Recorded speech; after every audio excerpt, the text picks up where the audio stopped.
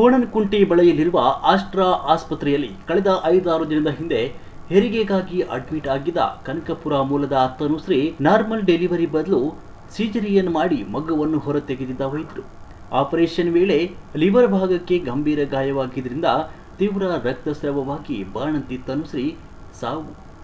Bill ಕಟ್ಟಿದ ಬಳಿಕ ಸಾವಿನ ವಿಚಾರ ತಿಳಿಸಿರುವ ಆಸ್ಪತ್ರೆ ಸಿಬ್ಬಂದಿ ಇದೀಗ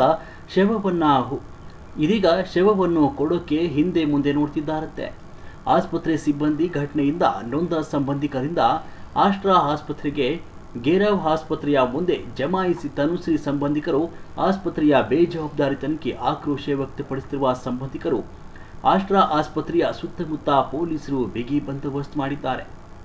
ಆಸ್ಪತ್ರೆಯ ಆಡಳಿತ ಮಂಡಳಿಯ ವಿರುದ್ಧ ದೂರು ದಾಖಲಿಸಲು ಮುಂದಾಗಿರುವ ತನುಶ್ರೀ ಸಂಬಂಧಿಕರು ಪೋಸ್ಟ್ ಮಾರ್ಟಂಗೆ ಮೃತದೇಹವನ್ನು ಕೊಡಲು ನಕಾರ ವ್ಯಕ್ತಪಡಿಸುತ್ತಿರುವ ಆಸ್ಟ್ರಾ ಆಸ್ಪತ್ರೆ ಆಡಳಿತ ಮಂಡಳಿ ಸಾವಿನ ಅಸಲಿ ಕಾರಣ ತಿಳಿಯಲು ಇದೀಗ ತನುಶ್ರೀ ಮನೆಯವರು ಮುಂದಾಗ್ತಿದ್ದಾರೆ.